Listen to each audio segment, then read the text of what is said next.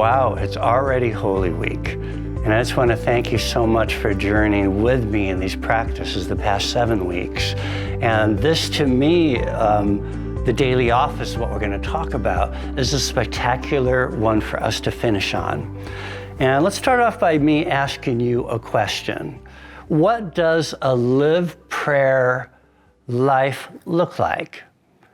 As we look in the Bible, we see that King David prayed 7 times a day.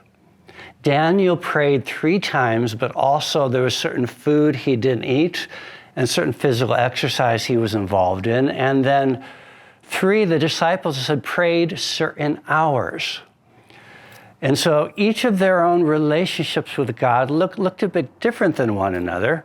But what they had in common is what ancients have called the daily office. The daily office is a Latin word for opus, and draws reference to the work of God is what the daily office means. Now, I used to think the work of God is going out and doing evangelism, going out and doing mission work.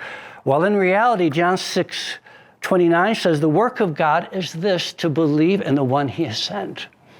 And I love that because, to be honest with you, sometimes to really fully believe with all my heart and mind does take work. And yet, a believing life is a praying life. So the daily office is when we take a day and we sprinkle prayer practices throughout the day, as if we're in a personal relationship with God. And the purpose of the daily office is threefold. Number 1, to intentionally make time to be with Jesus. Number 2, the second purpose is to become like Jesus, as Galatians 4:19 says, until Christ be formed in us. And I just love the thought of that. I remember these 2 Native Americans going to their chief and saying, "Chief, I feel like there's a war going on inside of me of 2 dogs, a good dog and a bad dog. And at the end of the day, sometimes I feel like that good dog is a little teeny poodle and the bad dog's a St. Bernard. Chief, which dog wins at the end of the day?" And the chief said something very wise: the one you feed the most. So when we're having our prayer practices spread throughout the day, it's a way of feeding Christ in us. And then number 3, the third purpose of a daily office is so we can begin to do the things that Jesus did. And we become spiritual seers then, because who we are inside determines what we see, and what we see determines what we do. And Jesus only did what he saw the Father doing. So a daily office is when we take the main points of prayer found in the Lord's Prayer and put them throughout the day. I mean, what a magnificent Holy Week we could have in doing that. Let's quickly look at a prayer model to just remind ourselves as to what are the key aspects of prayer outlined for us in the Lord's Prayer. And number 1 would be starting off with a time of worship. And worship automatically sometimes puts me in face with my own stuff. And that's awesome, because then I can get rid of it, which makes more space for the love of God.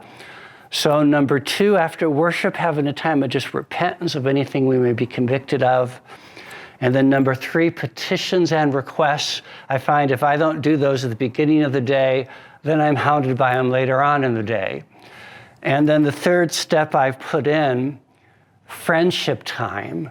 Could be listening prayer, contemplative prayer, any of the practices maybe that we've done together the past 7 weeks, or maybe new ones that you have found as you've Googled formation practices.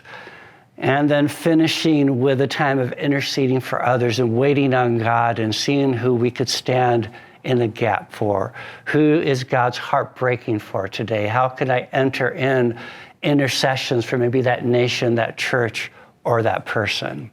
And lastly, finishing with a time of just thanksgiving and gratitude, kind of the gratitude attitude. So we can take this prayer model and we can do maybe half of it in the morning, maybe some after lunch, maybe the prayer examen at night. But let's just, in a natural and yet intentional way, during this Holy Week, have 3 days where the lived prayer life is what we're doing.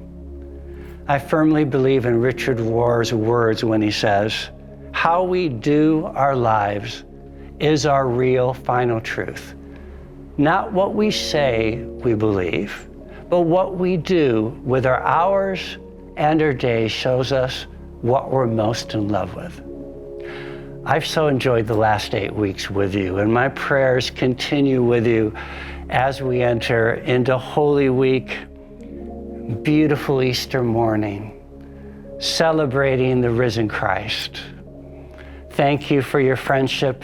Any questions you may have, please fire me off an email and we can have some conversation. But I love you guys and thank you for inviting me to be part of your lived prayer journey. Thank you and happy Easter.